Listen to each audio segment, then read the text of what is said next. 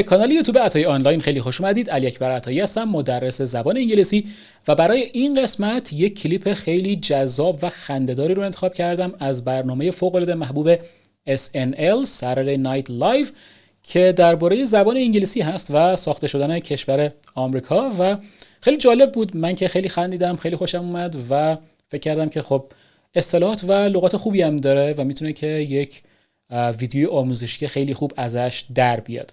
وقتتون رو زیاد نمیگیرم، بریم سراغ این کلیپ با هم دیگه ببینیم و روی اون من یه سری توضیحاتی رو خدمتتون ارائه خواهم داد. در ابتدای کار میگه که No need. I am fearful as well. میگه I'm fearful as well. fearful یعنی fear به معنی ترس میشه. پس fearful کسی هست که ترس داره. میگه من هم ترس دارم. as well به معنی همچنین میشه. من هم ترس دارم.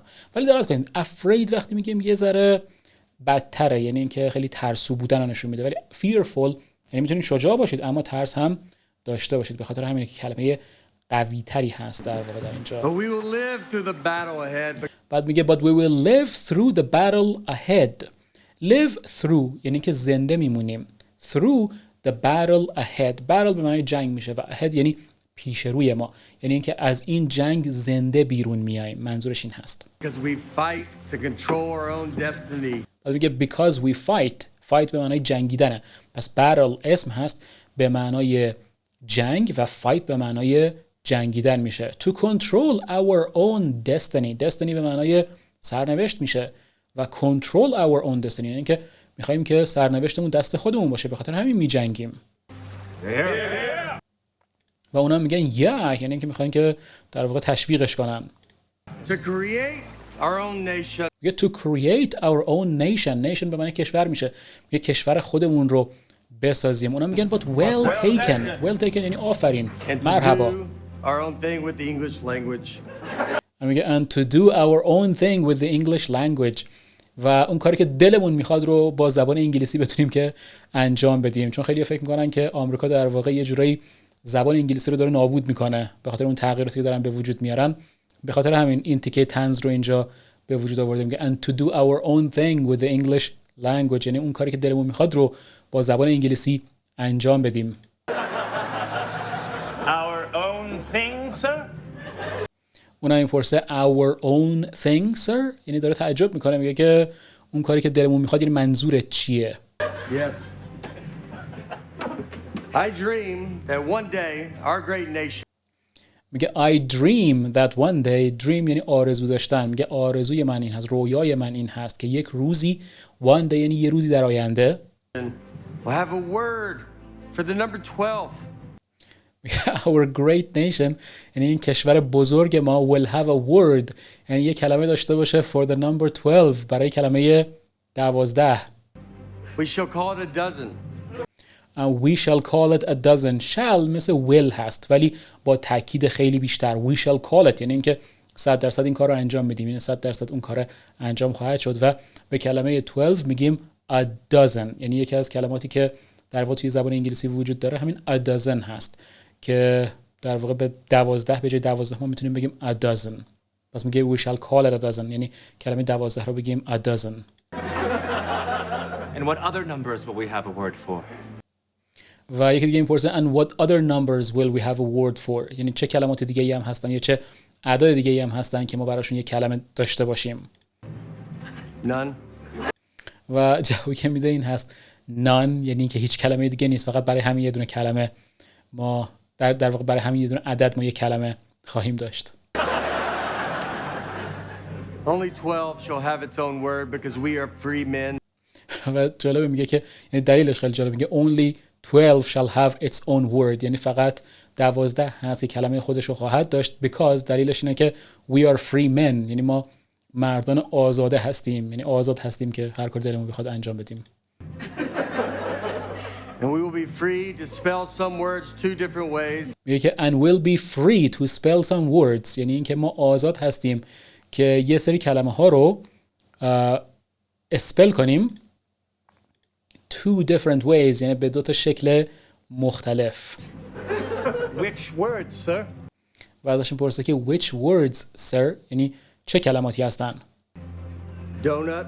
اینم میگه دونات یکی از اون کلمات هست که در واقع هم DONUT نوشته میشه هم DOUGHNUT نوشته میشه. این دوتا مدل هست.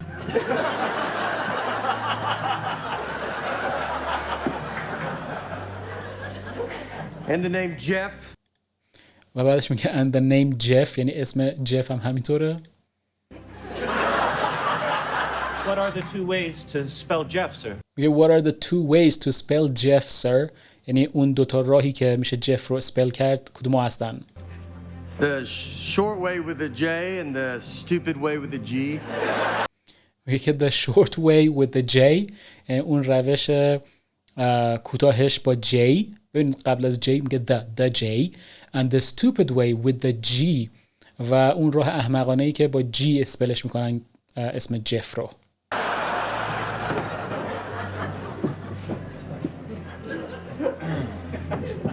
And this is what we fight. And this is what we fight men. یعنی اینکه ما برای این میجنگیم. Men to extend these liberties to all Americans. To extend these liberties to all Americans. Extend یعنی گسترش دادن. Liberty به معنای آزادی میشه. میگین آزادی ها رو به تمام آمریکایی‌ها بتونیم که ارائه بدیم. Including men of color like myself.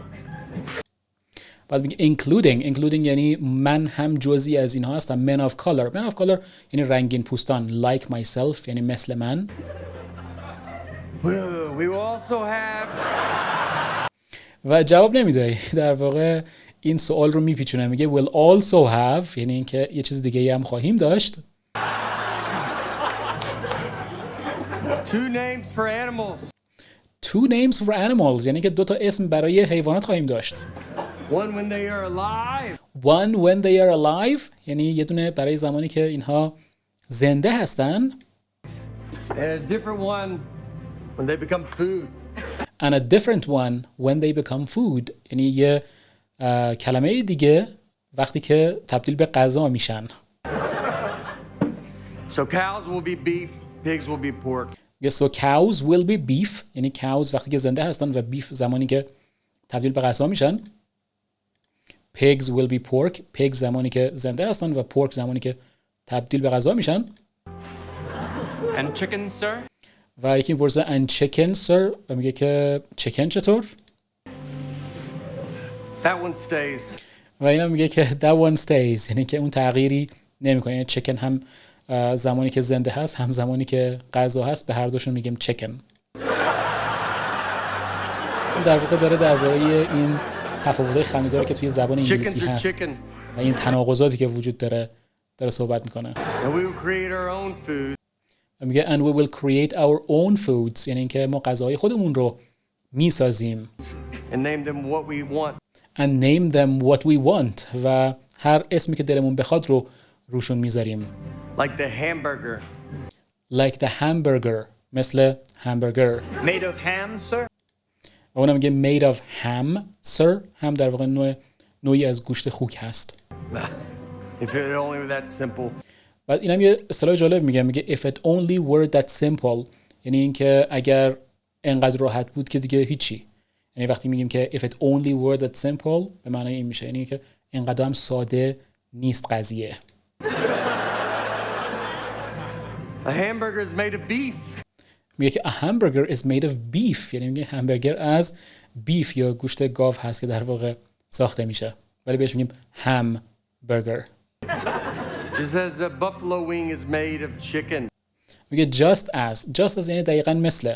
Just as a buffalo wing is made of chicken یعنی buffalo از بوفالو میاد دیگه ولی a buffalo wing به معنای بال میشه. میگه is made of chicken یعنی از جوجه هست در واقع از مرغ هست.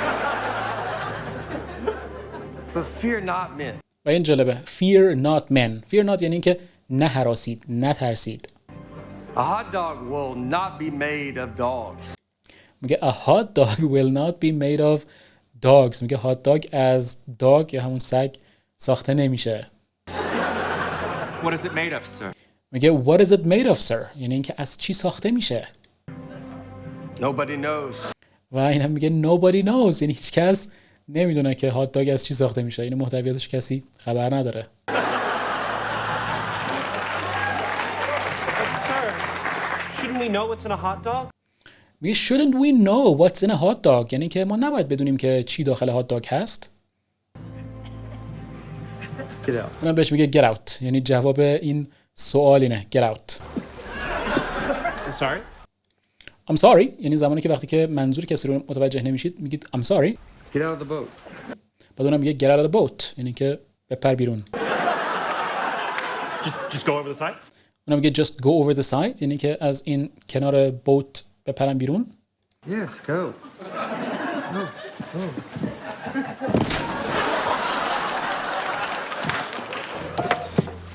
A real American would never want to know what's in a hot dog. میگه a real American would never want to know what's in a hot dog یعنی یک آمریکایی واقعی هیچ وقت نمیپرسه و نمیخواد بدونه که چی توی یک هات داگ هست. Just as they will never know why our money is called the dog. میگه just as باز دوباره just as یعنی دقیقاً مثل این که they will never know why our money is called the dollar یعنی که هیچ وقت متوجه نمیشن که چرا واحد پولی ما اسمش the dollar هست. The dollar, sir? میگه the dollar sir یعنی تعجب میکنه که the dollar و اونم جواب نمیده بازم. Yeah. And if you think I'm worthy. میگه and if you think I'm worthy یعنی این که لایقش هستم. میگه اگر شما فکر میکنید که من لایقش هستم Put my portrait on the front of it. put my portrait on the front of it یعنی این که front یعنی جلو در قسمت جلو. میگه که عکس من رو در قسمت جلوش بذارید. And what shall be on the back, sir? و اونم میپرسه what shall be on the back sir یعنی چه چیزی باید در قسمت عقب در قسمت پشت دلار باشه. Everything, all of it. و اینم اصطلاح جالب هست everything all of it یعنی هر چی که دلتون خواست یعنی همه چیز. Crazy stuff, squiggles, Latin words. crazy stuff یعنی چیزای عجیب غریب. crazy یعنی عجیب در اینجا. squiggles یه سری خط و خطوط هستن که روی پول ها معمولا میذارن squiggles. و دیگه Latin words کلمات لاتین هستن. ببینید لاتین نمیگیم Latin میگیم Latin words. Pyramid with a floating eye on top. میگه pyramid with a floating eye on top. pyramid به معنای یه در واقع اهرام رو میگیم pyramid یه هرم رو میگیم pyramid with a floating eye on top با یه چشمی که حالت floating داره. float یعنی اینکه معلق هست on top در قسمت بالای اون. General, crazy stuff I confess I'm very confused. میگه general I confess I'm very confused. I confess یعنی که من اعتراف میکنم. I'm very confused یعنی که من خیلی گیج شدم سردرگمم. There seems to be no rhyme or reason to much of this. میگه there seems to be no rhyme or reason to much of this یعنی که به نظر میرسه که هیچ دلیل خاصی و هیچ منطق خاصی پشت هیچ کدوم از اینا نیست یا حداقل توی اکثریت این چیزایی که شما گفتید وجود نداره. Do not worry, soldier. میگه do not worry soldier یعنی اینکه نگران نباش سرباز. For our great nation. میگه for our great nation. for در اینجا به معنای because هست که به خاطر اینکه our great nation یعنی کشور بزرگ ما. We will create schools to teach our children our ways. میگه we will create schools to teach our children our ways یعنی که ما یه سری مدرسه میسازیم تا اینکه راه و روش زندگی خودمون رو و راههای خودمون رو در واقع به بچه‌های خودمون بتونیم که آموزش بدیم. The first year of school will be called kindergarten. میگه the first year of school will be called kindergarten یعنی که اولین سال مدرسه رو بهش میگیم kindergarten. And what will the second year be called? و اون یکی هم میگه که and what will the second year be called یعنی اینکه سال دوم رو چه اسمی میذاریم روش. First grade. میگه first grade یعنی کلاس اول.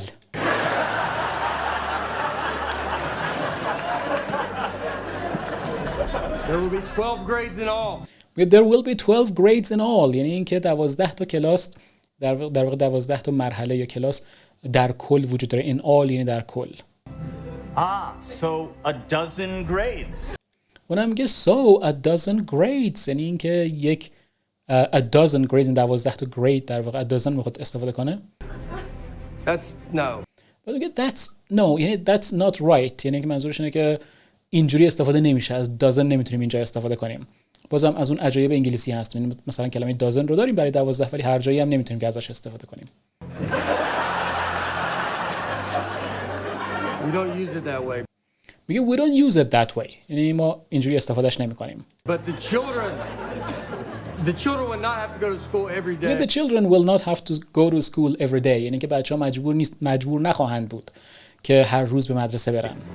We will have our own holidays. We will have our own holidays. یعنی تعطیلات خودمون رو خواهیم داشت. 4th of July Flag Day and President's Day. 4th of July Flag Day and President's Day. یعنی این تعطیلات در واقع نشنال آمریکایی‌ها هست. And what shall we do to honor our leaders? میگه what shall we do to honor our leaders. یعنی ما چه کاری رو انجام میدیم تا اینکه در واقع به خاطر این لیدرها یا رهبران خودمون. On President's Day, sir. On President's Day, sir. یعنی در روز رئیس جمهور. Buy a mattress, of course. میگه buy a mattress, of course. یکی از جالب ترین چیزها درباره President's Day این هست که mattress یعنی به معنای دوشک هست. دوشک میخرن و خیلی مغازه ها و فروشگاه ها دوشک ها رو به حراج میذارن و آدما دوشک میخرن. یکی از عجایبش هست به هر حال. همینطور اینجا میگه. These are my dreams for our nation men. میگه these are my dreams for our nation men. میگه که این آرزوها یا رویاهای من برای کشورمون هست. We fight this war to free the English language. میگه we fight this war. یعنی در این جنگ ما می جنگیم to free the English language تا اینکه زبان انگلیسی رو آزاد کنیم. And free the American people. میگه and free the American people و یعنی مردم آمریکا رو آزاد کنیم. All the American people. میگه and all the American people. یعنی میگه که تمام مردم آمریکا رو. Sir, do you mean the slaves will be freed after this war? میگه do you mean یعنی منظورت اینه که the slaves will be freed after this war. یعنی اینکه برده ها آزاد میشن بعد از این جنگ. After a war. اونم میگه after a war یعنی اینکه حالا بعد از یه جنگ آزاد میشن دیگه. حالا نه این جنگ ولی بعد از یه جنگی. A در واقع در اینجا این معنی رو داره. حالا یه جنگی. A war? But it's this war, right? اونم میگه a war یعنی یه جنگی. بعد میگه but it's this war, right? یعنی میگه بعد از این جنگ دیگه. و این یک رفرنس هست it's this war, right? یعنی در واقع این یه رفرنسیه. یه میم جالبیه. نمیدونم خیلی اگر میم باز هستن مطمئنا رفرنس این میم رو متوجه میشن که به کدوم میم هست. در واقع خنده‌دار بودنش به خاطر این it's this war right هست. یعنی حالا به جای war یه کلمات دیگه ای رو معمولا میذارن ولی it's this war right یعنی یه همچین داستانی هست. Hey, it's this war, right? آدم دوباره اینو تکرارش میکنه. میگه it's this war right. آقاش میگه where you going? Where are you going? Where you going? میگه کجا داری میری؟ جواب منو بده.